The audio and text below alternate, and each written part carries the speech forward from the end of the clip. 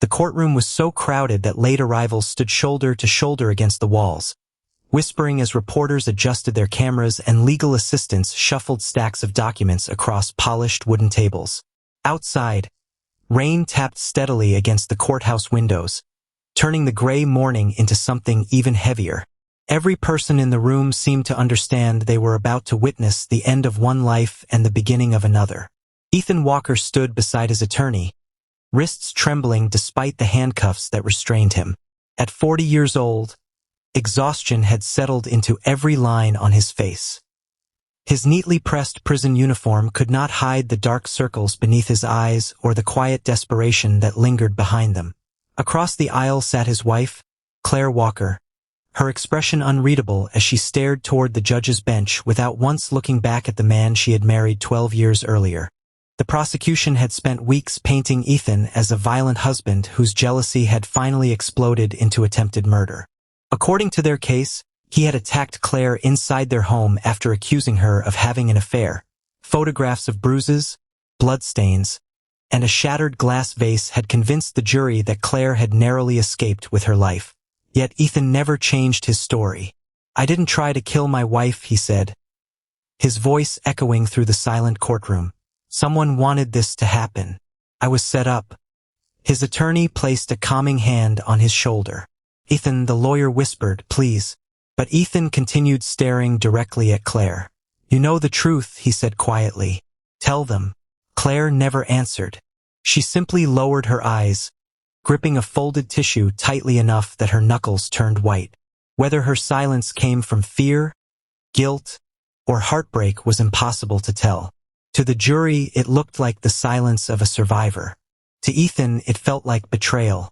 The judge adjusted his glasses before speaking. Having reviewed the evidence presented before this court and the unanimous verdict returned by the jury, this court finds the defendant guilty of attempted murder. A wave of whispers swept through the gallery. "You are hereby sentenced to 20 years in state prison." The words struck Ethan harder than any physical blow. 20 years. Nearly a quarter of a century. He closed his eyes for only a moment before looking toward Claire one last time. "I loved you," he said, barely above a whisper. Claire remained motionless. Bailiffs stepped forward immediately, placing firm hands on Ethan's arms as they prepared to escort him away. "This isn't justice," Ethan shouted, struggling against their grip. "I was framed. Someone wanted me gone." His voice echoed through the courtroom. Several spectators looked away uncomfortably. Others simply watched with detached curiosity, already convinced the right man had been convicted. Claire finally lifted her head. For the briefest second, her eyes met Ethan's. There were tears gathering there, but they revealed nothing. They offered no apology, no satisfaction, and no reassurance that the verdict had been correct. Whatever truth existed between them remained locked behind a silence neither courtroom testimony nor legal arguments had managed to break. Outside, photographers crowded the courthouse steps as Ethan was led toward a waiting prison transport van. "Coward. Murderer. How do you feel about 20 years?" Questions flew from every direction, but Ethan ignored them all. Before climbing into the vehicle, he turned once more toward the courthouse entrance, where Claire had just appeared surrounded by officers. She never looked in his direction. The heavy steel door slammed shut. As the transport rolled away beneath the cold, relentless rain, Ethan watched the courthouse disappear behind blurred windows. The sentence had taken his freedom, his marriage, and every future he had imagined. Whether he had been guilty or falsely condemned no longer mattered to the world outside those prison walls. But inside his own mind, something irreversible had begun. Hope slowly gave way to bitterness. Bitterness hardened into obsession, and obsession quietly planted the first seed of revenge. Long before the prison gates came into view, Ethan made himself one silent promise. No matter how many years passed, he would never forget the woman who had watched him disappear without saying a single word. That promise would survive every lonely birthday, every sleepless night, and every passing season behind bars, waiting patiently for the day freedom returned. 7 days after the prison transport disappeared through the steel gates, Ethan Walker stopped counting the hours and began counting the years. The promise he had whispered to himself on that rainy afternoon became the only possession no guard could confiscate. Every morning started with the same blaring siren, the same concrete walls, and the same reminder that the outside world had continued without him. The first months nearly broke him. He fought with inmates who mocked his conviction, ignored meals, and spent endless nights replaying every moment of the trial. Claire's silent face haunted him more than the judge's sentence ever could. He searched his memory for some hidden clue that explained why she had never defended him. Each answer created another question, and every question deepened the wound. An older inmate named Marcus eventually offered simple advice. "You can spend 20 years dying," Marcus said quietly, "or 20 years preparing." "For what?" Ethan asked. Marcus studied him for a long moment. "Only you know that." Those words settled inside Ethan's mind. The angry outbursts slowly disappeared. Instead of fighting, he exercised before sunrise, read every book the prison library offered, and enrolled in vocational classes. Guards began describing him as disciplined rather than dangerous. Fellow inmates noticed he rarely spoke unless necessary. His silence was no longer weakness. It had become control. At night, Ethan started writing in cheap spiral notebooks purchased through the prison commissary. The journals began as scattered thoughts but gradually transformed into detailed records of his emotions. Every birthday passed behind bars received its own entry. Every Christmas without family filled another page. Every anniversary of his conviction was marked with the exact number of days he had lost. Year 1. She took my freedom. Year 5. People outside have probably forgotten my name. Year 9. I no longer dream about justice. I dream about answers. By the 12th year, the entries had changed again. Claire didn't just testify. She erased my entire life. The journals became darker, more organized, and frighteningly calm. Ethan outlined memories with remarkable precision, documenting conversations, dates, and expressions as though preparing evidence for a future only he could imagine. The rage that once erupted without warning now rested beneath the surface, hidden behind perfect discipline. Meanwhile, life beyond the prison walls moved forward. Claire Walker quietly sold the house where the attack had occurred and relocated to another city several hours away. She accepted a management position with a charitable organization and carefully avoided interviews whenever reporters contacted her about the old case. Friends noticed she refused to discuss Ethan, changing the subject whenever his name surfaced. She smiled often in public. She laughed during office gatherings. She volunteered on weekends. Yet every April, on the anniversary of Ethan's sentencing, she took the day off work without explanation. Some nights she stood alone beside her apartment window, staring into darkness with untouched tea growing cold in her hands.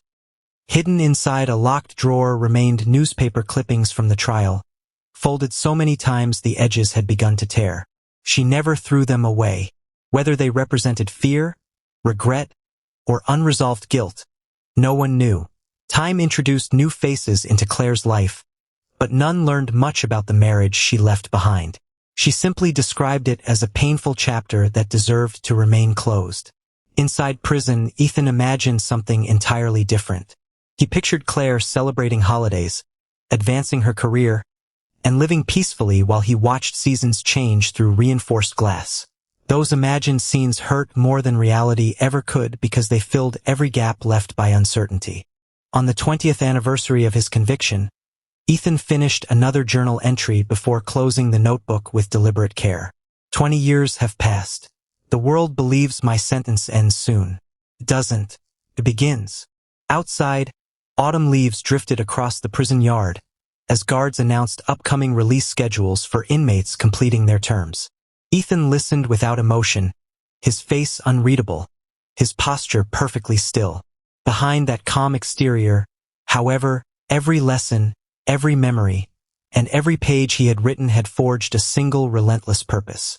Beyond the razor wire, Claire remained unaware that the past she had spent 2 decades trying to bury was already beginning its journey back toward her. 20 years had changed almost everything except the memories neither time nor distance could erase. While Ethan Walker counted the final days of his sentence behind prison walls, Claire had spent those same years constructing a life so carefully ordered that even she sometimes believed the past no longer existed. From the outside, it appeared she had finally found the peace that had once seemed impossible. The Brooks residence stood on a quiet suburban street lined with maple trees and identical white fences. Every Saturday morning, neighbors waved as Daniel Brooks trimmed the front lawn, while Claire tended the flower beds with patient precision. Children rode bicycles along the sidewalks, dogs barked from nearby yards, and nothing about the neighborhood hinted that one of its residents carried a secret capable of destroying everything she had rebuilt. Daniel was widely respected throughout the city. A successful architect in his late 40s, he had earned a reputation for designing schools, libraries, and community centers that balanced beauty with practicality. Colleagues admired his calm temperament, while clients trusted his honesty without hesitation. Friends often described him as the kind of man who solved problems instead of creating them. He believed he had married a survivor. Claire had told him years earlier that her first husband had been convicted of attempting to kill her after a violent marriage. She spoke about it only once, offering few details before quietly asking never to revisit the subject. Daniel respected that boundary. He assumed silence was simply another scar left behind by trauma. For years, that explanation seemed enough. Then the nightmares began returning. Claire often woke just before dawn, breathing heavily as though she had been running through darkness. Some nights she whispered Ethan's name before opening her eyes in confusion. Other nights she sat upright in bed, staring toward the bedroom door until Daniel gently touched her shoulder. "You're safe," he would say softly. She nodded every time. "I know." But the fear lingering in her expression suggested she wasn't trying to convince him. She was trying to convince herself. The dreams always ended the same way. She found herself standing once again inside the old courtroom. The judge spoke, reporters watched, and Ethan turned toward her exactly as he had 2 decades earlier. Yet in the dream, everything changed before the sentence was announced. Instead of remaining silent, Claire opened her mouth to speak. No words came. Then Ethan smiled. Not with anger, not with hatred, with certainty. She always woke before discovering why. One autumn evening, Daniel returned home carrying groceries and found Claire sitting alone in the living room. The television displayed a local news report discussing upcoming inmate releases under standard sentence completions. A photograph of Ethan appeared briefly on the screen before fading to another story. Claire's face had turned pale. She reached for the remote and switched the television off almost instantly. Daniel placed the grocery bags on the kitchen counter before quietly joining her. "Was that him?" Claire hesitated. "Yes." "The man from your first marriage?" She nodded without looking up. Daniel waited. He had learned long ago that forcing conversations never helped. Finally, Claire spoke. "He's getting out soon." Daniel took her hand. "Then we'll deal with it together." She squeezed his fingers but offered only a faint smile. If only it were that simple. Those words lingered in Daniel's mind long after the conversation ended. Over the following weeks, he noticed details he had overlooked before. Claire checked the locks repeatedly before bedtime. She avoided answering calls from unknown numbers. Every unexpected knock at the front door made her shoulders tense. She even began parking inside the garage instead of the driveway, insisting it was more convenient despite years of doing otherwise. None of those habits seemed unusual by themselves. Together, they painted a picture Daniel didn't fully understand. One rainy afternoon, while searching for insurance documents inside a hallway cabinet, Daniel accidentally discovered a small locked box hidden beneath old photo albums. Claire entered before he could touch it, immediately closing the cabinet with surprising urgency. "There's nothing important," she said. Daniel studied her face. "You looked frightened." "I was just startled." "You've never told me exactly what happened 20 years ago." She looked away. "I told you everything that mattered." For the first time since their marriage, Daniel wasn't certain that was true. Later that night, after Claire had fallen asleep, he quietly searched online for archived newspaper articles about Ethan Walker's trial. Hundreds of headlines described the attempted murder, the dramatic courtroom testimony, and the lengthy prison sentence. Yet one detail caught his attention. Several early reports mentioned conflicting witness statements that had never been fully explained before disappearing from later coverage. Daniel frowned. Why would evidence simply vanish from public discussion? Across town, Claire lay awake despite her closed eyes, haunted by memories she had buried for 2 decades. Far away, Ethan Walker prepared to walk out of prison carrying 20 years of carefully preserved resentment. Neither knew exactly how the coming days would unfold, but destiny had already begun drawing their separate lives toward the same unavoidable collision. The prison gates opened just after sunrise beneath a pale autumn sky. After 20 years behind concrete walls and steel bars, Ethan Walker stepped outside carrying a small canvas duffel bag that held everything the state considered worth returning. A wristwatch no longer worked, several faded photographs from before his arrest, a few worn books, and 20 spiral journals carefully tied together with string. No family waited for him. No friends stood nearby. No reporters gathered at the entrance. The world had long since stopped paying attention to the man whose conviction had once dominated newspaper headlines. To everyone else, Ethan Walker was yesterday's story. To Ethan, however, the story had never ended. A corrections officer handed him a sealed envelope containing identification documents and the remainder of the prison wages he had earned over 2 decades. Good luck, the officer said politely. Ethan accepted the envelope with a slight nod. I won't need luck. Without another word, he walked away from the prison, never once looking back at the walls that had defined half his adult life. 20 years earlier, he had left the courthouse consumed by rage. Now he walked with calm, measured steps, his face revealing almost nothing that frightened anyone who truly understood him. He rented a modest room in an aging roadside motel several towns away using cash he had saved during his final years in prison. The room was small but clean, overlooking a quiet parking lot where few people paid attention to strangers. It was exactly what Ethan wanted. Privacy. The journals occupied the bedside table. Everything else remained packed. Within 2 days, Ethan purchased a used sedan through a private seller. The vehicle attracted no attention, blending easily into traffic. He avoided credit cards whenever possible, paid in cash, and kept conversations with strangers short. His disappearance wasn't accidental. It was intentional. He wanted no one to know where he was, or where he was going. Finding Claire took less than a week. Public records, social media, and local business directories revealed more information than Ethan had expected. Claire Walker was now Claire Brooks. She had remarried nearly 8 years earlier. Her husband, Daniel Brooks, owned a respected architectural firm known throughout the region. Together they lived in a peaceful suburban neighborhood far removed from the city where Ethan had once shared a home with Claire. Ethan drove past the neighborhood for the first time just before sunset. He never slowed. He never parked. He simply observed. Over the following weeks, observation became routine. Monday mornings, Daniel left the house at precisely 7:35 a.m. Claire departed 15 minutes later. Thursday evenings, Daniel stopped at the same neighborhood grocery store before driving home. Saturday mornings, both worked together in the front garden until nearly noon. Sunday afternoons, they visited a nearby park and returned before dinner. Every detail entered another notebook. Not emotional reflections. Not angry accusations. Facts, times, routes, habits, patterns. The notes were written with remarkable precision, almost like architectural plans. Ethan believed routines revealed weaknesses, and weaknesses created opportunities. He never approached the house, never spoke to neighbors, never risked being remembered. He preferred patience over impulse. One afternoon, Ethan watched from inside a quiet coffee shop across the street as Claire stepped from her car carrying shopping bags.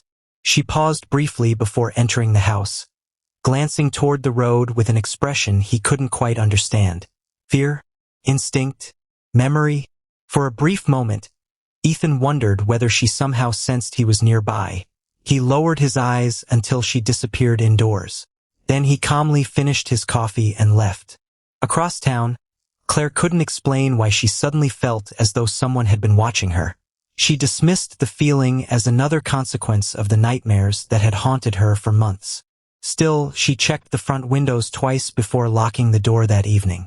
Daniel noticed. "Everything okay? I thought I saw someone." "Who?" Claire hesitated. "I don't know." Daniel walked outside anyway, searching the quiet street. Nothing seemed unusual. Children played basketball 2 houses away. A delivery truck rolled slowly past. An elderly couple walked their dog beneath the fading sunlight. No strangers remained, yet Claire's uneasiness refused to fade. Several miles away, retired corrections officer Harold Simmons sat on the porch of his farmhouse, reading the morning newspaper, when he noticed a small article listing inmates recently released after serving lengthy sentences. One name immediately caught his attention: Ethan Walker. Harold remembered supervising Ethan during his final 8 years in prison. Unlike inmates who constantly threatened revenge, Ethan rarely raised his voice. He followed every rule, avoided unnecessary conflict, and spent countless evenings writing quietly inside his cell. That silence had always troubled Harold. Most dangerous prisoners shouted about revenge. The truly dangerous ones planned it. Unable to ignore the feeling growing in his chest, Harold retrieved an old notebook where he had recorded unusual observations during his correctional career. Ethan's name appeared on several pages beside one sentence written years earlier. "Never mistake acceptance for forgiveness." Harold stared at those words for a long time before closing the notebook. Somewhere beyond the safety of prison walls, a man who had spent 20 years preparing for freedom had finally begun putting those preparations into motion. Meanwhile, Claire and Daniel continued living according to routines they believed were ordinary, never realizing someone else had already memorized every one of them. Soon, the quiet watching would no longer be enough, and the first unmistakable signs of Ethan's return would begin to reach their doorstep. The first sign arrived 3 weeks after Ethan Walker's release, hidden among ordinary mail. Claire carried a small stack of envelopes into the kitchen one quiet Tuesday morning while Daniel left for work at exactly 7:35, just as he always did. Utility bills, a gardening catalog, and a plain white envelope with no return address rested on top. She almost threw it aside, assuming it was another advertisement. Instead, she opened it. Inside was a single sheet of paper. No signature, no fingerprints. Only one sentence typed in black ink. "You still remember the rain outside the courthouse. So do I." The coffee mug slipped from Claire's trembling hands and shattered across the kitchen floor. She stared at the words until they blurred. Only 2 people could have understood that reference: her and Ethan. When Daniel returned home that evening, he found Claire sitting silently at the dining table with the letter folded neatly in front of her. "What's wrong?" he asked. Without speaking, she pushed the paper toward him. He read the sentence twice. "Could someone else know about this?" Claire slowly shook her head. "No, you think it's him." "I know it's him." Daniel immediately contacted the local police, but by the time officers arrived, there was little they could examine. The envelope had been handled several times, leaving no usable fingerprints. The paper contained no handwriting, no DNA, and no indication of where it had been mailed. The responding officer advised them to remain cautious. "Could be someone playing a cruel prank," he suggested. Claire looked directly into his eyes. No one else would write this. Days passed without another incident. Daniel hoped the letter had been nothing more than an isolated act designed to frighten them. Then the security cameras failed. Late one Friday evening, Claire received a notification on her phone stating that every exterior camera had gone offline simultaneously. Daniel checked the electrical panel, but nothing appeared unusual. Less than 10 minutes later, the cameras began working again without explanation. The following morning, Daniel reviewed the recordings. Exactly 14 minutes were missing, not corrupted, deleted. A security technician inspected the system 2 days later. "I've never seen anything like it," he admitted. "There has to be a reason," Daniel insisted. The technician frowned. "If there is, someone knew exactly what they were doing." Claire said nothing. She already believed she knew who that someone was. Another week passed. This time, nothing electronic malfunctioned. Instead, something disappeared. While dusting shelves in the living room, Claire noticed a framed family photograph was missing. It had been taken years earlier during a vacation with Daniel shortly after their marriage. She searched every room, assuming she had accidentally moved it while cleaning. It was gone. Nothing else had been touched. Jewelry remained untouched. Cash inside a desk drawer remained exactly where she had left it. Only the photograph had vanished. Daniel checked every closet, cabinet, and storage box. Nothing. Maybe someone misplaced it, he suggested, though even he sounded unconvinced. Claire whispered the answer before he finished speaking. He wanted me to notice. From that night forward, sleep became nearly impossible. Every creaking floorboard sounded like footsteps. Every passing car slowed her heartbeat. Every shadow beyond the bedroom window demanded another look. Daniel tried reassuring her, installing brighter exterior lighting and replacing every lock on the house. Still, the fear lingered. Then it happened again. Another photograph disappeared. This one showed Claire standing beside her parents years before they passed away. Again, nothing valuable was taken. Only the picture.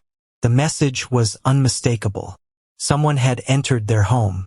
Someone had walked through every room. Someone had chosen exactly what to remove.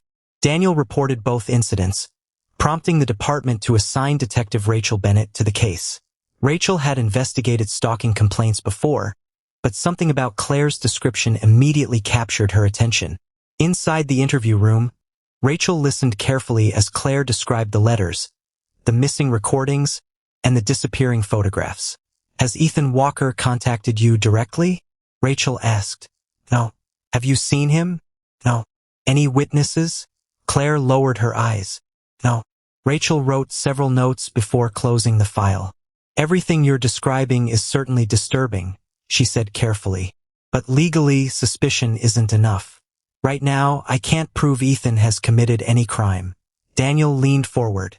"So we just wait?" Rachel hesitated. "I didn't say that." She arranged additional patrols near the neighborhood and requested copies of Ethan's release records, hoping to establish his current whereabouts. The results led nowhere. No recent employment. No permanent address. No active phone number. It was as though Ethan had simply vanished after leaving prison. Rachel disliked missing pieces. People rarely disappeared completely. Someone always left a trace. Meanwhile, Ethan remained patient. He watched from a distance as police vehicles occasionally cruised past Claire's neighborhood. He noted the officers' schedules, the timing of patrols, and the blind spots they unknowingly created. Every move was calculated. Every risk measured. He wasn't trying to kill Claire. Not yet. Fear required time. He wanted her imagination to become his greatest weapon long before he ever stepped through her front door. Late one evening, Claire stood alone at the upstairs bedroom window, staring into the darkness beyond the quiet street. Nothing moved. No cars. No pedestrians. No visible threat. Yet deep inside, she felt the unmistakable certainty that unseen eyes were already watching. Far beyond the glow of the streetlights, hidden inside the darkness where no camera could reach, someone calmly closed a notebook after recording another successful observation. The next stage of the plan had already begun, and before long, watching from the shadows would no longer satisfy the man who had spent 20 years preparing for revenge. Rain swept across the neighborhood in relentless sheets, washing the empty streets beneath flashes of distant lightning. The wind bent tree branches against white fences, masking every small sound beneath the steady roar of the storm. It was the kind of night when curtains stayed closed, doors remained locked, and few people noticed what happened outside their windows. From the darkness beyond the property line, Ethan Walker watched the Brooks residence one final time. For weeks he had memorized every routine, every light switch, every movement inside the house. He knew Daniel usually worked late on Thursdays and that Claire often spent the evening alone reading in the living room. He also knew exactly where the exterior security control box had been installed. Moving with practiced patience, Ethan crossed the soaked lawn. Within moments, the cameras lost power. Inside the house, Claire looked up from her book as the hallway lights flickered once before stabilizing. She frowned. assuming the storm had briefly interrupted the electricity. The silence that followed felt strangely heavier than before. She reached for her phone. No signal. The internet had also disappeared. A cold uneasiness settled into her chest. Then came 3 slow knocks at the front door. Claire froze. No one visited during weather like this. She stepped cautiously toward the entrance without unlocking it. "Who's there?" Only rain answered. After several seconds, she slowly turned away. Behind her, the back door opened almost soundlessly. Ethan entered the house without haste, closing the door gently behind him. When Claire sensed another presence and turned toward the kitchen, her breath caught in her throat. He stood only a few feet away. Older, thinner, gray beginning to show around his temples. But unmistakably the same man she had watched disappear into a prison transport 20 years earlier. Neither of them spoke immediately. The silence between them carried 2 decades of unanswered questions. Finally, Ethan broke it. "You look happy." Claire instinctively stepped backward. "You shouldn't be here. I wasn't supposed to lose 20 years either." She glanced toward the countertop where her phone lay charging. Ethan noticed. "It won't help. What do you want?" He smiled faintly. "I've wanted the same thing since the courtroom." Lightning illuminated the room. "You took my life," he said quietly. Claire's voice trembled. "I told the truth." "No, I survived you. You buried me." His calm frightened her more than shouting ever could. "Ethan, please. For 20 years I replayed that trial. I was terrified. So was I. You hurt me. I never tried to kill you. You expect me to believe that now? I expected you to tell the truth then." Claire shook her head, tears forming. "You don't understand what happened." "Then explain it." She opened her mouth but couldn't speak. Whether fear, guilt, or shame silenced her remained impossible to know.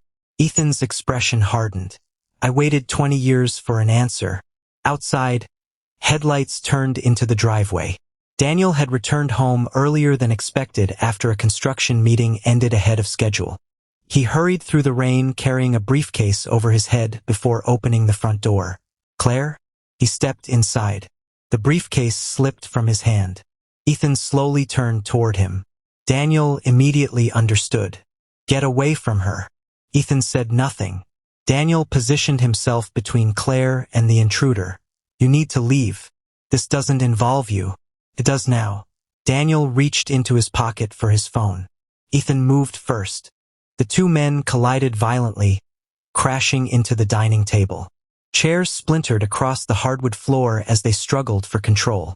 Daniel fought desperately despite Ethan's years of disciplined physical training inside prison.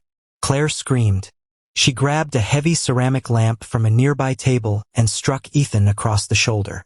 He staggered but didn't fall.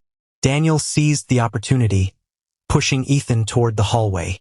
For one brief moment, it appeared they might overpower him. Then everything changed. The struggle became faster, more desperate. Furniture overturned. Glass shattered. Thunder swallowed every cry for help. Claire attempted to reach the kitchen phone, but Ethan intercepted her before she could dial emergency services. Daniel lunged again, refusing to abandon his wife despite the overwhelming odds. The confrontation ended only after several horrifying moments of relentless violence. When silence finally returned, rain was the only sound left inside the house. Daniel lay motionless near the hallway. Claire collapsed only a short distance away. The peaceful home they had built together had become a scene of irreversible tragedy. Ethan stood alone in the wreckage, breathing heavily as lightning flashed through the broken living room window. He looked at Claire one final time, searching her lifeless face for something that had eluded him throughout 20 years of imprisonment. Regret, confession, understanding. He found none. Slowly, he removed a folded sheet of paper from his coat pocket and placed it carefully on the dining table. Written neatly in black ink were only a few words. "Justice delayed is still justice." He set the paper beneath an untouched family photograph that remained on the shelf, then quietly walked toward the back door. He disappeared into the storm exactly as he had entered, leaving behind no shouted victory, no celebration, and no visible satisfaction. Only silence. Minutes later, neighbors reported hearing unusual noises between crashes of thunder. Police patrol units and paramedics raced toward the address, arriving to flashing lights reflected across rain-soaked pavement. Detective Rachel Bennett stepped through the shattered doorway and immediately recognized that the stalking investigation she had struggled to prove had transformed into something far darker. As crime scene technicians began documenting every detail inside the devastated house, Rachel's attention settled on the handwritten message resting neatly upon the table. She read it once, then looked around the room with growing determination. Whoever had written those words believed the story had finally reached its conclusion. Rachel knew it had only entered its most revealing chapter. Dawn broke beneath heavy gray clouds as yellow crime scene tape surrounded the Brooks residence. Flashing patrol lights reflected across rain-soaked pavement, while forensic investigators moved methodically through the shattered home, photographing every broken object before collecting it into carefully labeled evidence bags. The storm had passed, but the destruction it concealed remained painfully visible inside every room.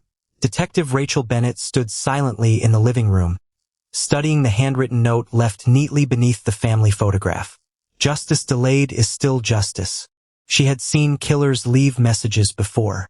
Some wanted attention. Others wanted to confuse investigators. This message felt different. It carried neither panic nor pride. Instead, it read like the closing sentence of a story someone believed had begun decades earlier. Rachel carefully slipped the note into an evidence sleeve. "This wasn't written in anger," she said quietly. Her partner, Detective Alan Pierce, looked up from the damaged dining table. "You think he planned every detail?" Rachel nodded.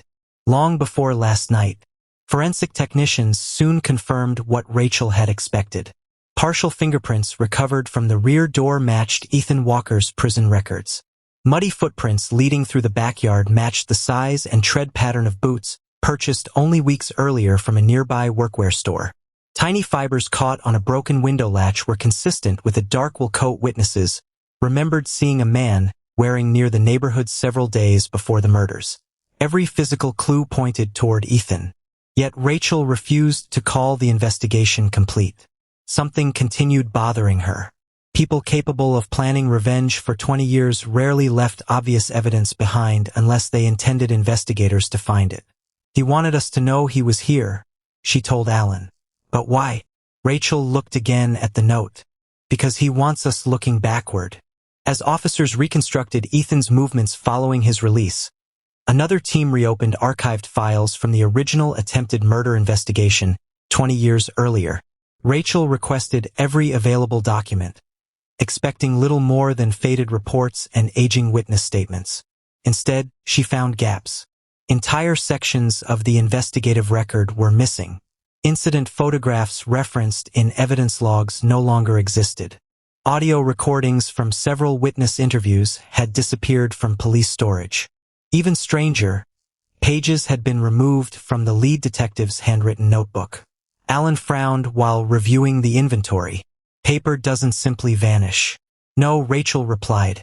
"People make it vanish." The missing material prompted Rachel to interview retired officers who had worked the original case. Most remembered only broad details. One retired patrol officer hesitated before answering a particular question. "I always thought the investigation moved unusually fast," he admitted. "What do you mean?" Rachel asked. "The department wanted a conviction before public pressure became political." "Were corners cut?" The officer looked uncomfortable. "I can't prove that. But there were disagreements inside the task force." Rachel wrote every word into her notebook.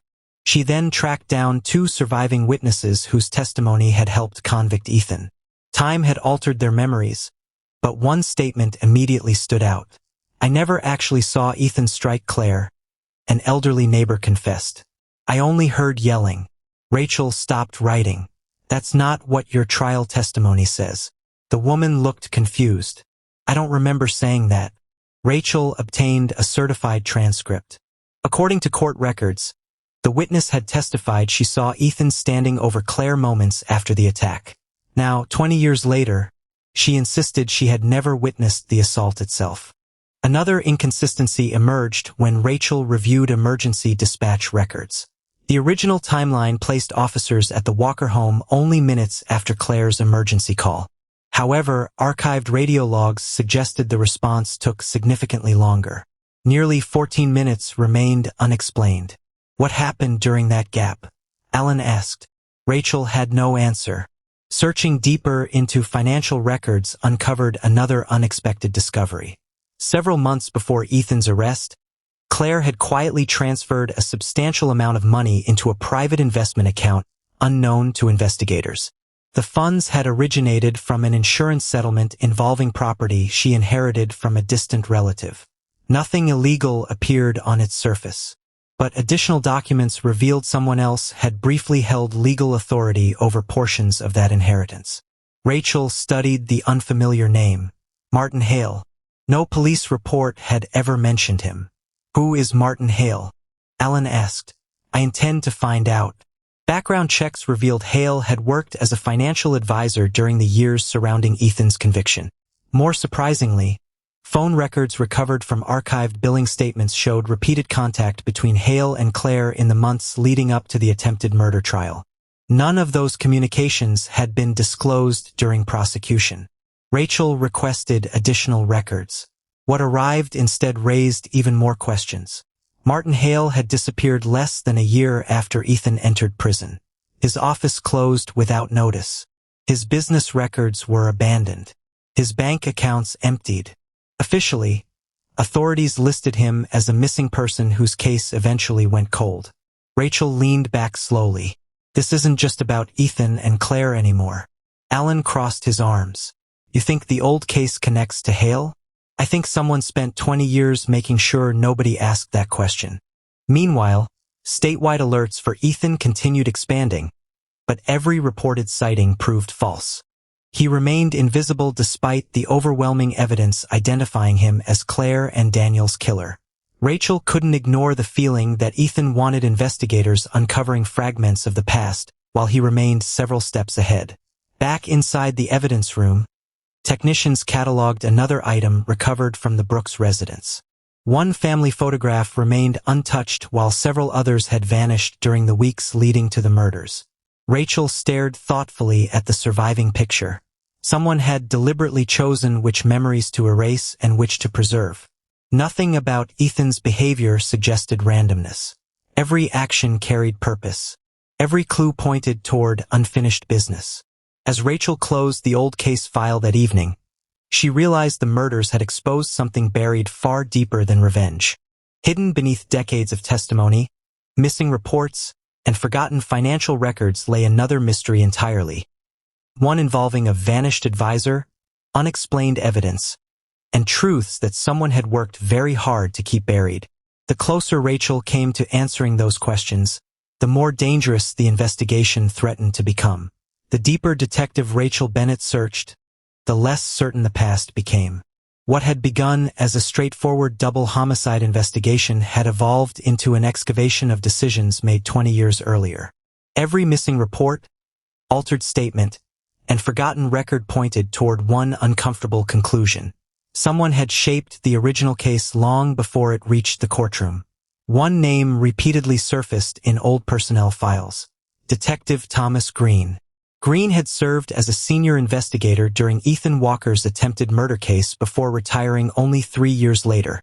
According to departmental records, he had requested an early transfer shortly after the trial ended, then quietly left law enforcement altogether.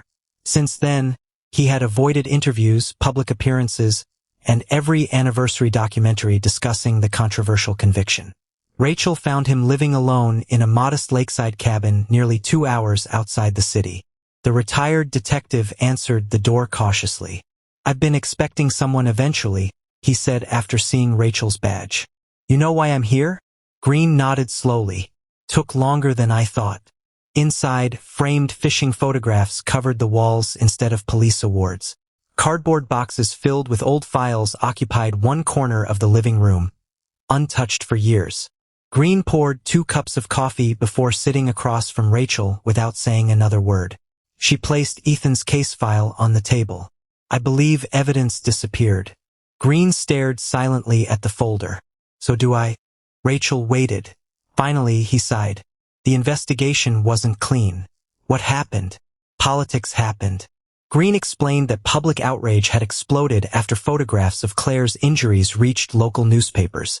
Community leaders demanded swift justice, while elected officials criticized the department for failing to protect victims of domestic violence. Under growing pressure, supervisors pushed investigators to build the strongest possible prosecution. Nobody told us to fabricate evidence, Green admitted, but they made it very clear they wanted a conviction. Rachel leaned forward.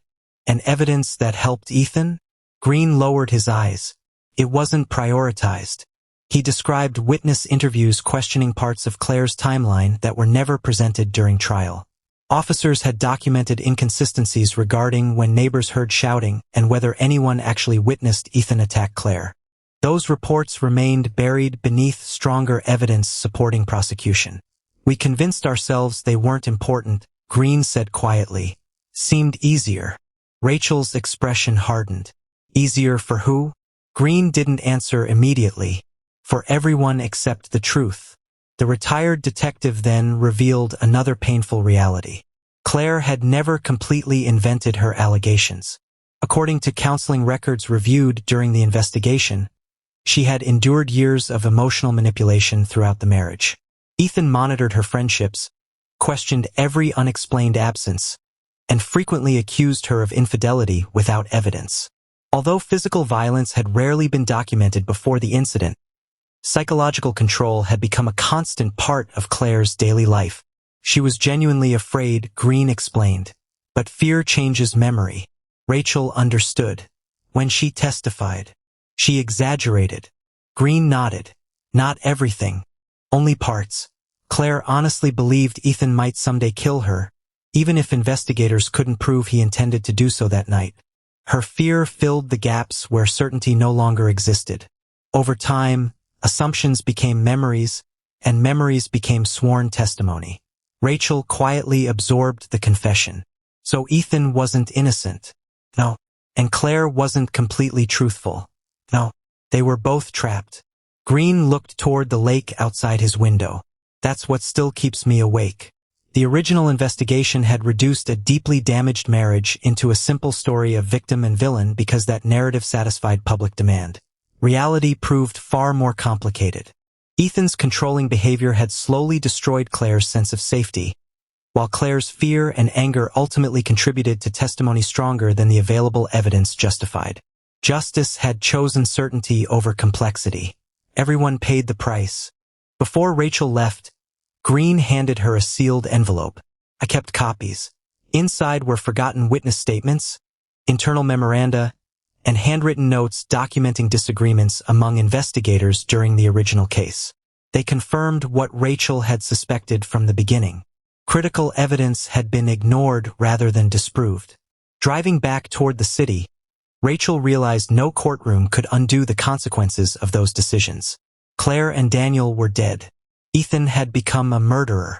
The officers who compromised the investigation had spent decades living with silence instead of accountability.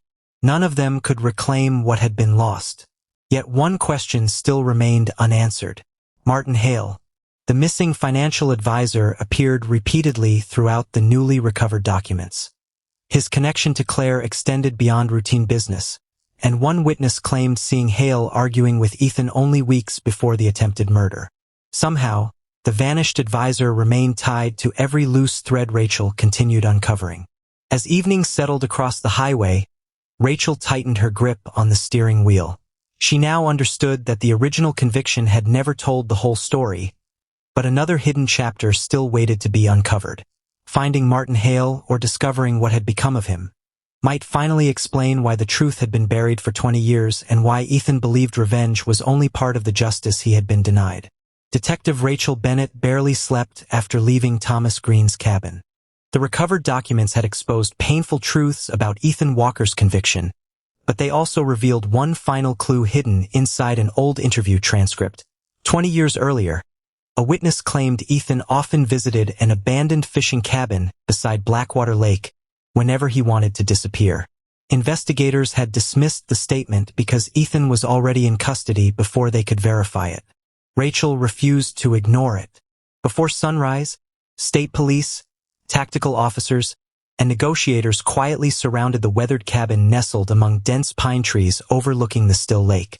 Thick morning fog drifted across the water, reducing visibility until the shoreline seemed swallowed by silence. Every officer moved carefully, knowing the man inside had already proven he was capable of carrying out 20 years of carefully planned revenge. Rachel studied the cabin through binoculars. A single curtain moved. "He's in there," she whispered. Negotiator Captain Luis Moreno stepped forward with a loudspeaker. "Ethan Walker, this is the police. The cabin is surrounded. Come outside with your hands visible." For several long seconds, nothing happened. Then the front door slowly opened. Ethan stepped onto the porch wearing the same dark coat witnesses had described after Claire and Daniel's murders. He appeared exhausted rather than frightened. His beard had grown unevenly, and his eyes carried the emptiness of someone who had already accepted the ending waiting for him. "I know why you're here," Ethan called calmly. Rachel moved closer, remaining behind the protection of a patrol vehicle. "It doesn't have to end this way." Ethan gave a faint smile. "It ended 20 years ago." Captain Moreno continued speaking patiently. "Put your hands where we can see them. They already can. Ethan, nobody else has to die. They already did." Rachel stepped forward before anyone could stop her. "I spoke with Thomas Green." Ethan's expression changed for the first time. "He told you." "He admitted mistakes were made. They stole my life." Rachel nodded slowly. "They ignored evidence. They buried the truth. They did." Ethan looked toward the quiet lake. "Prison didn't begin when those gates closed behind me." He paused. "It began inside that courtroom." The fog drifted between the officers and the cabin. "My wife feared me," Ethan continued. "Maybe she had reasons. I controlled too much. I demanded too much. But I never tried to kill her." Rachel listened carefully. "You still chose murder. I chose revenge. And what did it give you?" Ethan looked down at his hands. Silence answered first. "I thought killing Claire would return the years she took." His voice grew quieter. "I thought watching her lose everything would somehow erase what I'd lost." Rachel saw tears forming despite his steady expression. "Did it?" He slowly shook his head. "No." Captain Moreno tried again. "Come with us." Ethan looked toward the surrounding woods. "I've lived inside cages long enough." Without warning, he turned and sprinted toward the rear of the cabin. "He's running," an officer shouted. Commands echoed through the trees. Ethan ignored every warning. He disappeared briefly behind the cabin before emerging along the lakeshore, racing toward a narrow trail leading into the forest. Officers pursued him through wet grass and muddy ground while Rachel followed several yards behind. "Ethan," she yelled. "Stop." He never looked back. Another warning rang out. Then a single gunshot shattered the morning silence. Ethan stumbled. He took 2 unsteady steps before collapsing near the edge of the lake. Medical personnel rushed forward immediately, but Rachel reached him first. He struggled to breathe as crimson spread across his coat. Rachel knelt beside him. "Stay with me." Ethan stared toward the still water where his reflection trembled beneath gentle ripples. "I waited. 20 years. Rachel leaned closer. "I know. I thought revenge would free me." His breathing weakened. "It only left nothing." Those were the last words he ever spoke. The ambulance arrived within moments, but paramedics could only confirm what Rachel already understood. Ethan Walker was dead. As officers quietly secured the scene, Rachel looked across Blackwater Lake, remembering the frightened husband from faded courtroom photographs, the disciplined prisoner who had survived 2 decades behind bars, and the broken man whose search for justice had ended in irreversible tragedy. The investigation was finally over, yet its consequences would continue long after every report had been filed, leaving families, investigators, and an entire community to confront the painful cost of truth delayed for far too long. 6 months passed before the headlines finally disappeared from the front pages. News vans stopped visiting the quiet suburban neighborhood where Claire and Daniel Brooks had lived. The yellow police tape was removed, The shattered windows were replaced, and another family eventually purchased the empty house without fully understanding the history attached to its walls. Yet for those left behind, time had not healed the wounds. It had merely taught them how to live beside them. Daniel's parents visited the cemetery every Sunday morning. His mother always carried fresh white lilies, arranging them carefully before wiping rainwater or fallen leaves from his headstone. His father rarely spoke. He simply stood in silence, staring at the engraved dates that marked a life defined by kindness instead of violence. Neither could understand how their son had become the final victim of a marriage that had ended long before he entered Claire's life. He was trying to protect her, his mother whispered one morning. He never had a chance. Her husband nodded quietly.